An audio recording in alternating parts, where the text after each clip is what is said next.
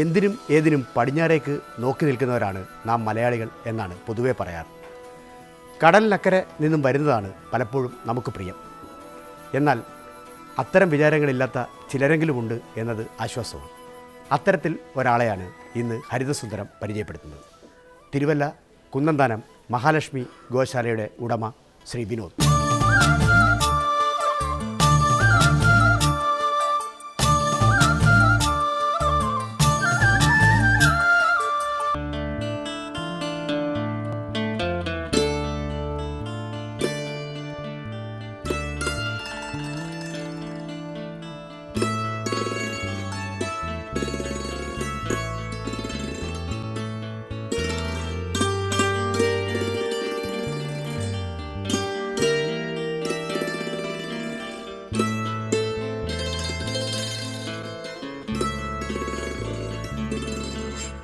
ഭാരതമാകെ അലഞ്ഞ് ഭാരതത്തിൻ്റെ കരുത്തും കാന്തിയുമുള്ള നല്ല പശുക്കളുടെ ഒരു ശേഖരത്തെ തന്നെ വിനോദ് സമ്പാദിച്ചിരിക്കുന്നു.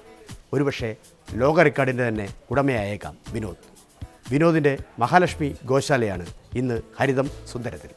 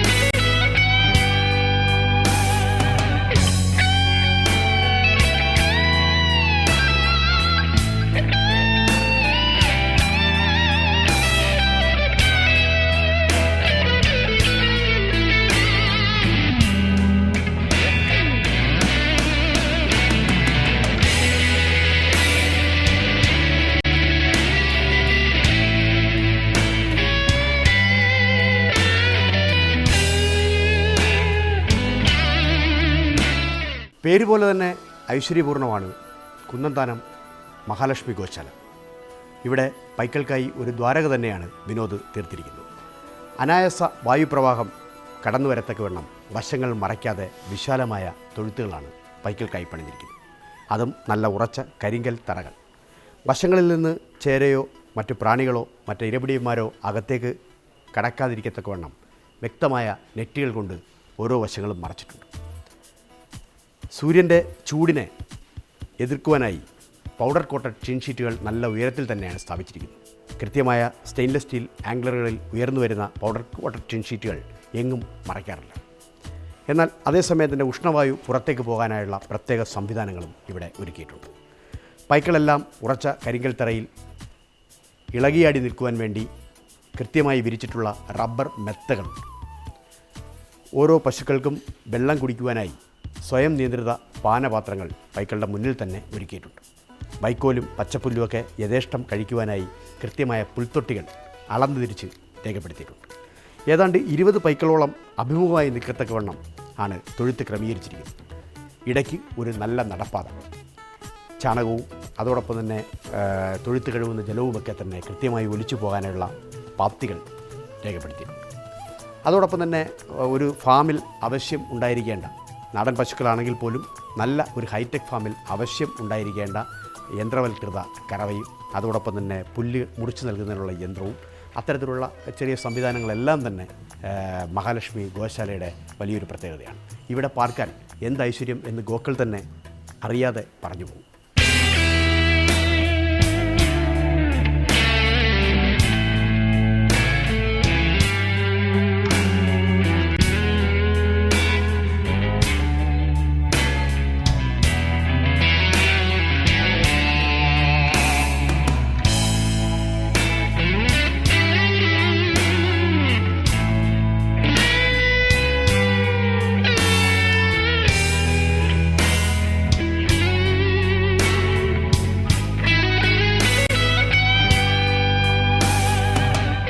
നമ്മുടെ വിശാല ഭാരതത്തിൻ്റെ ഭാഗമായിരുന്ന ഏഷ്യയിൽ ഒറിജിനേറ്റ് ചെയ്ത എല്ലാ വിഭാഗത്തിൽപ്പെട്ട എല്ലാ ഇനങ്ങളിലും പെട്ട നാടൻ പശുക്കൾ, അതായത് പഞ്ചാബിൽ നിന്നുള്ളതാണെങ്കിലും റെഡ് സിന്ധിൽ നിന്നുള്ളതാണെങ്കിലും ഇന്ത്യയിലെ നമ്മുടെ കാർഷിക വിപണന രംഗത്ത് മാത്രമല്ല, അല്ലാതെ ഇന്ത്യയിൽ ഒറിജിനേറ്റ് ചെയ്ത നാടൻ ജനസിൽപ്പെട്ട അതിൻ്റെ എല്ലാ തരത്തിലുള്ള ബ്രീഡുകളെയും നമ്മൾ അതിൻ്റെ ഒറിജിനാലിറ്റിയോടുകൂടി തന്നെ ഇവിടെ നമ്മൾ സൂക്ഷിച്ചിട്ടുണ്ട്.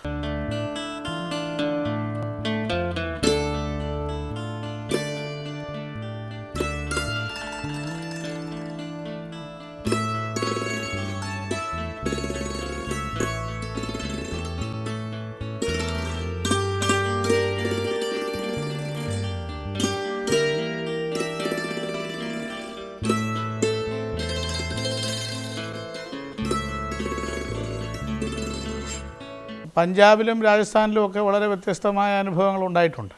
നമ്മുടെ യാത്രക്കിടയിൽ നമ്മുടെ ബിസിനസ് സംബന്ധമായ പല കാര്യങ്ങൾക്കും യാത്രയിൽ ഈ പഞ്ചാബിൽ നിന്ന് പശുക്കളെ കേരളത്തിലേക്ക് കൊണ്ടുവരിക എന്ന് പറഞ്ഞാൽ ഭയങ്കര ദുഷ്കരമായ ഒരു പരിപാടിയാണ്. കാരണം പഞ്ചാബികൾക്ക് മലയാളികളെ സംബന്ധിച്ച് പറഞ്ഞാൽ കേരളത്തിലേക്ക് പശുക്കളെ കൊടുക്കുന്നത് ഈ ഗോക്കളെ ഇവിടെ കൊല്ലുന്ന ആൾക്കാരായിട്ടാണ് അവർ കണ്ടിരിക്കുന്നത്. അപ്പം ഒരിക്കലും സേഫ് അല്ലാത്തൊരു സ്ഥലത്തേക്ക് ഗോക്കളെ കൊടുത്തുവിടാൻ അവരുടെ ധാർമ്മിക മൂല്യങ്ങൾ അനുവദിക്കാറില്ല. അപ്പോൾ ആ സാഹചര്യത്തിൽ വളരെ വിഷമമേറിയ അവിടുത്തെ ഗവൺമെൻറ്റിൻ്റെ ശൈലികളാണെങ്കിലും അവിടുത്തെ പബ്ലിക്കിൻ്റെ ഭാഗത്തു നിന്നാണെങ്കിലും ഗോക്കളെ കേരളത്തിലേക്ക് കൊണ്ടുവരുന്നത് ഒരു വെല്ലുവിളി തന്നെയാണ്.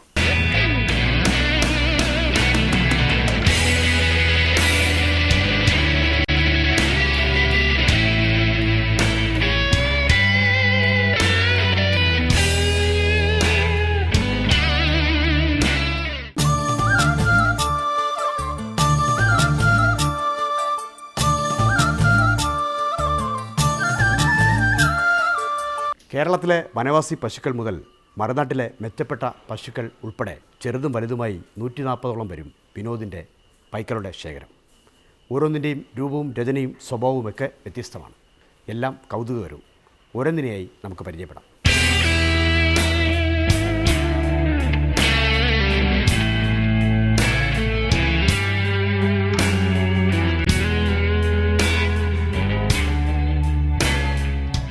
ജന്മം കൊണ്ട് പാകിസ്ഥാൻകാരെങ്കിലും പിന്നീട് ഭാരതത്തിൻ്റെ സ്വന്തം പശുക്കളായ ഇനമാണ് സഹിവാൾ. ഒരുപക്ഷെ പശ്ചിമ പാകിസ്ഥാനിലെ മോൺഗോമറി ജില്ലയിലാണ് ഈ സഹിവാൾ എന്ന ഈ ജനുസിൻ്റെ ഉദയം. ക്രമേണ അത് പഞ്ചാബ്, ലൂധിയാന, അമൃത്സർ, അതോടൊപ്പം തന്നെ ബീഹാർ, ഡൽഹി എന്നീ പ്രദേശങ്ങളിലെല്ലാം തന്നെ വിഹാരമായി. ക്രമേണ ഇത് ഭാരതത്തിൻ്റെ സ്വന്തം ഗോക്കൾ എന്ന് അറിയപ്പെടാൻ തുടങ്ങി. നമുക്കറിയാം, സഹിവാളിൻ്റെ ഒരു പ്രത്യേകത തന്നെ അതിൻ്റെ ഒരു നിറമാണ്. ചുവപ്പ് കലർന്ന നല്ല നാടൻ തവിടിൻ്റെ നിറമാണ്. മറ്റൊരു രീതിയിലും സഹിവാൾ ഒരുപക്ഷെ കാണപ്പെടുകയില്ല. ഈ നിറം തന്നെയാണ് ഇതിന് ഏറ്റവും കൂടുതൽ ആരാധകരെ ഉണ്ടാക്കി കൊടുത്തത്. നമുക്കറിയാം, കണ്ണുകൾ ഏതാണ്ട് ഉറക്കം തൂങ്ങിയ കണ്ണുകളാണ്. അതായത് തടിച്ച് ഉന്തി കണ്ണിന് പുറത്തേക്ക് നിൽക്കുന്ന എല്ലും കൺപീലികളും ചേർന്നാണ് ആ ഉറക്കം തൂങ്ങിയ കണ്ണുകൾ ഇവയ്ക്ക് നൽകിയത്.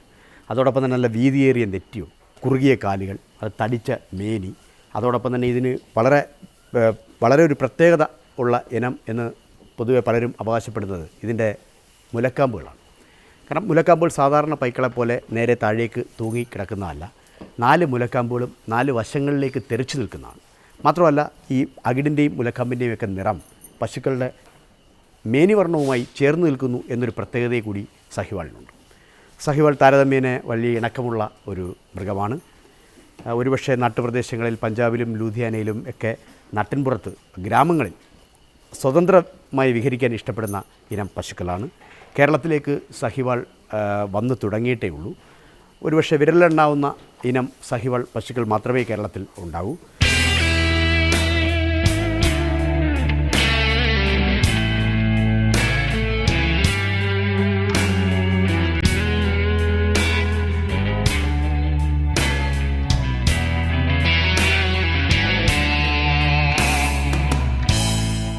ഗിർ വനത്തെക്കുറിച്ച് നാം കേട്ടിട്ടുണ്ട്. ഗുജറാത്തിലെ ഗിർ വനങ്ങൾ ഒരുപക്ഷെ സിംഹങ്ങളെ ആരാധിക്കുന്ന ആളുകൾ എന്നും ആരാധിക്കുന്ന ഒരു വനമേഖലയാണ്. ആ വനത്തിൽ നിന്നും വളരെ പ്രശസ്തരായ നാടൻ ഗോക്കൾ പുറത്തു വന്നിട്ടുണ്ട്. അതാണ് ഗിർ. ഗുജറാത്തിലെ അസൽ വനങ്ങളിൽ നിന്നും പുറത്തു വന്ന ഗിർ ഇന്ന് രാജ്യമാകെ ഖ്യാതി നേടിയ പശുക്കളാണ്. മഹാലക്ഷ്മി ഗോശാലയിൽ ഗിർ പശുക്കളുടെ അപൂർവമായ ഒരു ശേഖരം തന്നെയുണ്ട്. നമുക്കറിയാം, ഒരുപക്ഷെ മറ്റ് പല സ്ഥലങ്ങളിലും കാണാൻ കഴിയാത്ത രീതിയിലുള്ള ലക്ഷണമൊത്ത മേന്മയേറിയ മികച്ച, അതായത് രാജ്യത്തിൻ്റെ അല്ലെ ഗിർവനത്തിൻ്റെ തന്നെ കരുത്ത് കാന്തിയുമുള്ള പശുക്കളാണ് ഈ മഹാലക്ഷ്മി ഗോശാലയിലെ ഗിർ പശുക്കൾ. നമുക്കറിയാം അതിൻ്റെ വലിയൊരു പൂഞ്ഞിയാണ്, അതോടൊപ്പം തന്നെ വളരെ കുറുകിയ കഴുത്താണ്, അയഞ്ഞ താടകൾ, വളരെ വിരിഞ്ഞ, അതായത് ഒരു ആനയുടെ മസ്തകം പോലെ തന്നെ നന്നായി വിരിഞ്ഞു നിൽക്കുന്ന നെറ്റിയാണ്. അത് കൺപീലികൾ നമുക്ക് ശ്രദ്ധിച്ചറിയാം, വളരെ ശാന്ത സ്വഭാവത്തോടുകൂടിയ പശുക്കളാണ്. കൺപോളകൾ ശ്രദ്ധിച്ചാൽ മതി, അതായത് ഒരു വിഷാദഭാവമാണ്, എപ്പോഴും ഉറക്കം തൂങ്ങി നിൽക്കുന്ന ഒരു വിഷാദഭാവമാണ്. അതേപോലെ തന്നെ നമുക്ക് കാണാൻ കഴിയുന്ന മറ്റൊരു സംഗതിയാണ് അതിൻ്റെ അയഞ്ഞ് തൂങ്ങിയ താഴോട്ട് നീളുന്ന ചെവികൾ. ഗിർ പശുക്കളുടെ ഒരു പ്രത്യേകതയാണ്. ഗിർ പശുക്കൾ വിവിധ ഇനത്തിൽപ്പെട്ട ഗിർ പശുക്കൾ ഉണ്ട് എന്ന് പൊതുവേ ഗുജറാത്തുകാർ വിശ്വസിക്കപ്പെടുന്നു, ഗുജറാത്തിൽ പരക്കെ വിശ്വസിക്കപ്പെടുന്നു. അപ്പോൾ ഗുജറാത്തിലെ ഏറ്റവും പ്രധാനപ്പെട്ട ഒരു പാറ്റേൺ, അതായത് ഗിർ പശുക്കൾ കാണുന്നൊരു മാതൃക, അതായത് നല്ല തവിട്ട് നിറത്തിലുള്ള മേനിയിൽ ചിതറിക്കിടക്കുന്ന രീതിയിലുള്ള വെളുത്ത പുള്ളികളാണ്. ഇതിനെ പൊതുവെ ഗുജറാത്തിൽ അറിയപ്പെടുന്നത് ലാൽ ക്യാബ്ര എന്നാണ്. അതായത് ചുവന്ന നിറത്തിൽ പുള്ളികൾ, വെളുത്ത നിറത്തിലും ചുവന്ന നിറത്തിലുമായ പുള്ളികൾ ദേഹമാസകലം ചിതറിക്കിടക്കുന്നു, ലാൽ ക്യാബ്ര. അതോടൊപ്പം തന്നെ ഇത്രയധികം പുള്ളികളില്ലാത്ത, കഴുത്തിൽ മാത്രം ഏകദേശം പുള്ളികൾ, കുറച്ച് ഭാഗത്തേക്ക് മാത്രം പുള്ളികൾ കാണുന്ന മറ്റൊരു വിഭാഗമുണ്ട്, അതാണ് ഗാല ക്യാബ്ര. ഗാല ക്യാബ്ര എന്ന് പറയുമ്പോൾ കഴുത്തിൽ നല്ല വിശാലമായ ഒരു ഒരു ഒരു വെള്ള പരപ്പ് തന്നെ ഉണ്ടായേക്കാം, എന്നാൽ പിൻഭാഗത്തേക്ക് അത്രയധികം പുള്ളികൾ ഉണ്ടാവില്ല, അത് ഗാല ക്യാബ്രയാണ്. ഈ ലാൽ ക്യാബ്രയും ഗാല ക്യാബ്രയും തന്നെ വ്യത്യസ്തമായ ഫാമിലി, വ്യത്യസ്ത കുടുംബങ്ങളിൽ നിന്ന് വരുന്നുണ്ട്. ഇപ്പോൾ ഉദാഹരണമായിട്ട് ലാൽ ക്യാബ്ര വരുന്നത് ഭുവനേശ്വരി എന്ന് പറയുന്ന കുടുംബത്തിൽ നിന്നാണ്. ഭുവനേശ്വരി ഒരു ഗ്രാമമാണ്. അതോടൊപ്പം തന്നെ ഗാല ക്യാബ്ര ഭാവന നഗർ എന്ന് പറയുന്ന ആ ഗ്രാമത്തിൽ നിന്ന് വരുന്നതാണ്. അപ്പോൾ ഗുജറാത്തിൽ ഒരുപക്ഷെ നമ്മൾ ചെന്ന് ഗിറിനെ അന്വേഷിച്ച് കഴിഞ്ഞാൽ പലരും ചോദിക്കും, അല്ല സാർ ലാൽ ക്യാബ്ര വേണോ, അതോ ഗാല ക്യാബ്ര വേണോ, അതോ ഭുവനേശ്വരി നഗർ വേണോ, ആ മാതൃക വേണോ, അതോടൊപ്പം തന്നെ ഭാവന നഗർ വേണോ എന്നൊക്കെ ചോദിച്ചെന്ന് വരാം. അപ്പോൾ ഇതിനെല്ലാം അതിൻ്റേതായ പ്രത്യേകതകൾ ഉണ്ട്. ഇപ്പോൾ ഇതൊരു ലാൽ ക്യാബ്ര ഭുവനേശ്വരി നഗറാണ്, കാരണം ലക്ഷണമൊത്ത ഗിർ പശുക്കളാണ്. ഗാല ക്യാബ്ര ഭാവന നഗർ. മറ്റൊന്നുള്ളത് എനിക്ക് മുന്നിൽ നിൽക്കുന്നത് 2 ബാർമി ബ്ലഡ് ഗിറാണ്. അത് ബാർമി ബ്ലഡ് എന്ന് പറയുമ്പോൾ ഏകദേശം നല്ല ഒരു തനത് അല്ലെങ്കിൽ ഒരു ശുദ്ധ ജനുസിൽപ്പെട്ട ഗിറായിട്ടാണ് വ്യാഖ്യാനിക്കപ്പെടുന്നത്. നമുക്കറിയാം ഇതിൻ്റെ മേനിയാകെ ഒരു പുള്ളിയോ അല്ലെങ്കിൽ മറ്റെന്തെങ്കിലും അടയാളങ്ങളോ ഒന്നും തന്നെ കാണപ്പെടുന്നില്ല. നല്ല ചെമ്പാവരിയുടെ തവിടിൻ്റെ നിറം തന്നെയാണ്. അത് കുളമ്പ് കൊമ്പും വിട്ടാൽ ബാക്കി എല്ലാ ഭാഗത്തും ഏകദേശം ഒരേ നിറം തന്നെയാണ്. ഒരുപക്ഷെ ഇപ്പോൾ സൂര്യപ്രകാശമൊക്കെ തട്ടുമ്പോൾ, വെയിൽ തട്ടുമ്പോൾ തിളങ്ങുന്ന ഒരു തീക്ഷ്ണവർണ്ണം തന്നെ ഇതിനുണ്ടെന്ന് കരുതാം. ഇതും പൊതുവെ ശാന്ത സ്വഭാവത്തിലുള്ള ഗിർ പശുക്കളാണ്. അതിൻ്റെ കൊമ്പ് ശ്രദ്ധിച്ചാൽ നമുക്കൊരു കാര്യം മനസ്സിലാവും, കൊമ്പ് നല്ല കൊഴുത്തുരുണ്ട് പുറത്തേക്ക് തെറിച്ച് നിൽക്കുന്ന രീതിയിലുള്ളതാണ്. അകത്തേക്ക് വളയുന്ന ഭാവന നഗറോ അതോടൊപ്പം തന്നെ ഭുവനേശ്വരി ബ്ലഡ് ലൈനോ ഒന്നുമില്ലാതെ, അതിനൊക്കെ ഉള്ളതുപോലെ തന്നെ ഒരു അകത്തേക്ക് വളയുന്ന കൊമ്പുകളല്ലാതെ പുറത്തേക്ക് തെറിക്കുന്ന, അതായത് ബാർമി ബ്ലഡ് ലൈൻ പുറത്തേക്ക് തെറിച്ച് നിൽക്കുന്ന 2 കൊമ്പുകളാണ് ഇവയ്ക്ക് കാണാൻ കഴിയുന്നത്. ഏതാണ്ട് ഒരു ദിവസം 15 മുതൽ 18 ലിറ്റർ വരെ പാൽ അളക്കുന്ന ബാർമി ബ്ലഡ് ഗിർ പശുക്കളുണ്ട്. പാലിൽ എടുത്തു പറയേണ്ട ഒരു സംഗതി കൊഴുപ്പാണ്. ഏതാണ്ട് 6 മുതൽ 8% വരെ കൊഴുപ്പ് ഗിർ പശുക്കളുടെ പാലിനുണ്ട്. നല്ല വിലയും. ഒരുപക്ഷെ ഗുജറാത്തിലൊക്കെ ചെന്ന് കഴിഞ്ഞാൽ ഈ നമ്മൾ നേരത്തെ സൂചിപ്പിച്ച ലാൽ ക്യാബ്രയും ഗാല ക്യാബ്രയും ഡിഡ്ലി വൈറ്റും അതോടൊപ്പം തന്നെ ബാർമി ബ്ലഡിനുമൊക്കെ ഏകദേശം ലക്ഷങ്ങൾ വില വരുന്ന പൈക്കളാണ്. വളരെ അപൂർവമായിട്ട് മാത്രമേ കേരളത്തിൽ പലർക്കും താല്പര്യമുണ്ടെങ്കിൽ പോലും കേരളത്തിൽ എത്തിക്കാനുള്ള പ്രയാസവും അതോടൊപ്പം തന്നെ ഇതിനെ പരിപാലിക്കാനുള്ള ബുദ്ധിമുട്ടുകളും കൊണ്ട് ഗിർ പശുക്കളുടെ എണ്ണം കേരളത്തിൽ വളരെയധികം കുറവാണ് എന്ന് പറയാം.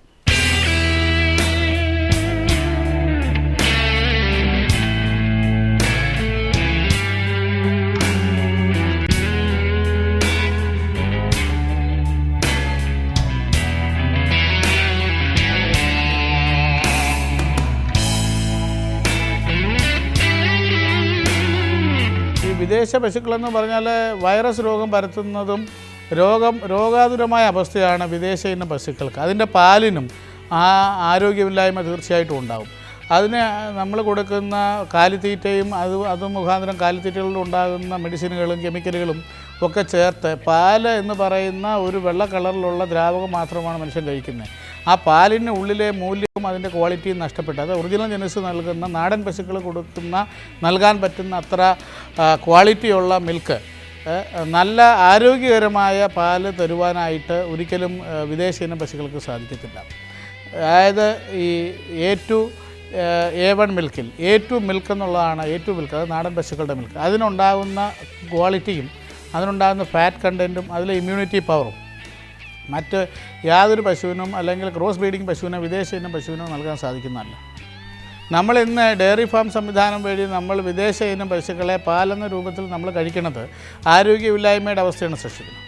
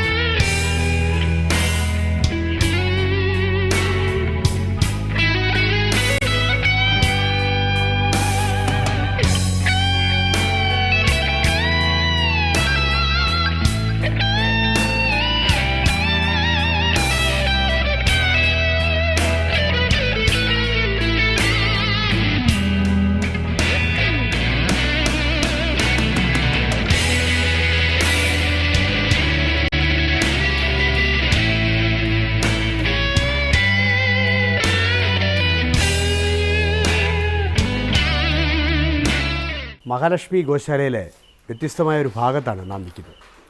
ഒരുപക്ഷെ ഇവിടെ കേരളക്കരയിലും കേരളത്തിൻ്റെ അയൽ സംസ്ഥാനങ്ങളിലുള്ള കുള്ളൻ പശുക്കൾക്കായി ഒരു പ്രത്യേക ഭാഗം തന്നെ വേർതിരിച്ചിട്ടുണ്ട്. നമുക്കറിയാം ഈ കേരളത്തിൻ്റെ വനവാസി പശുക്കൾ, അതായത് വനത്തിൽ ഭയങ്കര ചവിട്ടും തൊഴിയുമൊക്കെയായി കാടിൻ്റെ എല്ലാ വന്യതയോടും കൂടി ജീവിക്കുന്ന പശുക്കളുണ്ട്. അതിന് പ്രത്യേകമായ ഒരു പേര് ചിലപ്പോൾ നൽകിയിട്ടുണ്ടാവണമെന്നില്ല.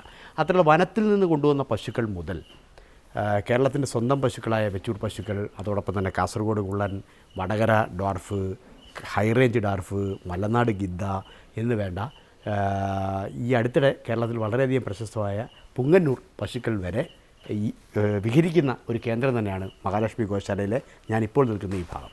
നമുക്കിപ്പോൾ ഇവിടെ കാണാൻ കഴിയുന്നത് പുങ്ങന്നൂർ പശുക്കളെയാണ്. ഒരുപക്ഷെ ലക്ഷങ്ങൾ വിലമതിക്കുന്ന, അതായത് അമൂല്യമായ ഒരു ശേഖരം, അമൂല്യമായൊരു മേനിയാണ് ഈ പുങ്ങന്നൂർ പശുക്കളുടെ എന്ന് നമുക്ക് പ്രത്യേകം പറയാം. കാരണം ഒരാളിന്ന് വിചാരിച്ചാൽ പോലും കയ്യിൽ എത്ര ലക്ഷം രൂപ കയ്യിൽ കൊണ്ടു നടന്നാലും ഒരു പുങ്ങന്നൂർ പശുവിനെ കിട്ടണമെന്നില്ല. കാരണം പുങ്ങന്നൂർ ഒരു ചെറിയൊരു ആക്രമണ സ്വഭാവമുള്ള പശുക്കളാണെങ്കിൽ പോലും ഇതിൻ്റെ വളരെ ശുഭ്രശോഭയുള്ള ഒരു മേനി, അതിൻ്റെ ഒരു ഉയരം, അതിൻ്റെ ആ പൂഞ്ഞിയുടെ ഒരു വലിപ്പം, അതിൻ്റെ കൊമ്പ്, അതോടൊപ്പം തന്നെ കുളമ്പ്, ഇവയൊക്കെ തന്നെ ഏതാണ്ട് പനിനീർപ്പൂവിൻ്റെ വർണ്ണത്തോട് ഏകദേശം ചേർന്ന് നിൽക്കുന്നതാണ്. നമുക്കറിയാം അതിൻ്റെ മിഴികൾ ശ്രദ്ധിച്ചു കഴിഞ്ഞാൽ ആ മിഴി ഇണകൾ ഏകദേശം പനിനീർപ്പൂവിൻ്റെ ഒരു ലാഞ്ചനയുള്ള വരമ്പുകളാണ്. പനിനീർപ്പൂവിൻ്റെ വർണ്ണവുമായി ലാഞ്ചനയുള്ള വരമ്പുകളാണ് അതിൻ്റെ മിഴിയിണകൾ. സൂര്യപ്രകാശം തട്ടി തിളങ്ങുന്ന നല്ല ശുഭ്രശോഭയുള്ള മേനിയാണ് പുങ്ങന്നൂർ പശുക്കളുടേത്. പുങ്ങന്നൂർ പശുക്കൾ പൊതുവെ കരുതപ്പെടുന്നത് ആന്ധ്രയിലെ ചിറ്റൂർ ജില്ലയിൽ, ചിറ്റൂർ ഡിസ്ട്രിക്റ്റിൽ ഉദയം കൊണ്ട പശുക്കളാണ്. ഒരു ആന്ധ്രയിലെ ചിറ്റൂരിൽ മറ്റും പോയി കഴിഞ്ഞാൽ നമുക്ക് കാണാൻ കഴിയുന്നൊരു കാഴ്ച, ഈ പുങ്ങന്നൂർ പശുക്കളെ ഭഗവാന് അതിൻ്റെ പാല് തിരുപ്പതി ഭഗവാന് നിവേദിക്കാനുള്ള പാല് പുങ്ങന്നൂർ പശുക്കളുടെ പാലാണ് കൊണ്ടുപോകുന്നതിനൊരു പ്രത്യേകതയുണ്ട്.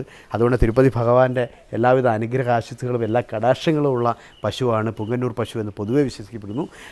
അതിനെ കാണാനും അത്തരത്തിലുള്ളൊരു ദൈവികമായ ഒരു ഐശ്വര്യം തന്നെ പുങ്ങന്നൂർ പശുക്കൾക്കുണ്ട്.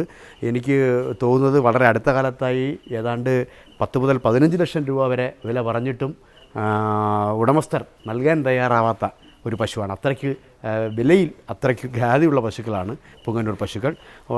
നല്ല ഐശ്വര്യ സൂചകമായ പശുവാണ് എന്നുള്ളത് തന്നെയാണ് ഇതിൻ്റെ വില ഇത്രയും അമൂല്യമാകാനുള്ള ഒരു കാരണം.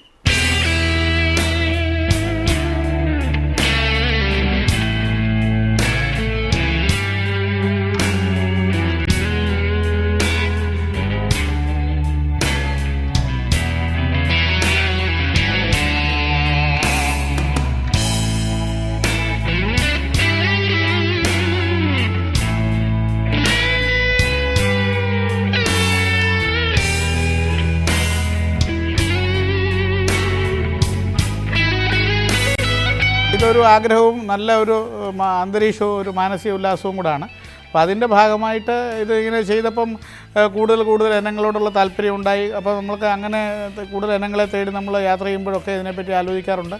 അപ്പം കൂടുതൽ ഇൻഡിജീനിയസ് ബ്രീഡ്സാണ്. അപ്പോൾ ഇൻഡിജീനിയസ് ബ്രീഡുകൾ ഇന്ത്യയിൽ ഒറിജിനേറ്റ് ചെയ്തിട്ടുള്ള എല്ലാ ബ്രീഡുകളെയും വെക്കണമെന്നുള്ളൊരു മാനസിക താല്പര്യം ഉണ്ടായി.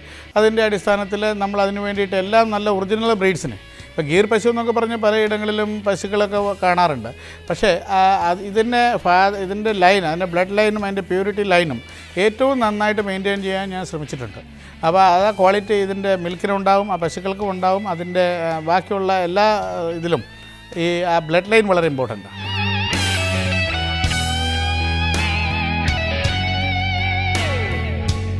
നാടിൻ്റെ ചൂടും ചൂരുമുള്ള പൈക്കള സംഘടിപ്പിക്കാനും അവയ്ക്കായി ഗോകുലം ഒരുക്കുവാനും ചില്ലറയൊന്നുമല്ല വിനോദ് കഷ്ടപ്പെട്ടത്. ലാഭക്കൊതിക്ക് പുറകെയുള്ള സമൂഹത്തിൻ്റെ പ്രയാണത്തിൽ അവശേഷിക്കുന്ന നന്മയുടെ തുരുത്തുകളാണ് ഇവയൊക്കെ. വിനോദിന് എല്ലാ ഭാവങ്ങളും തരാം.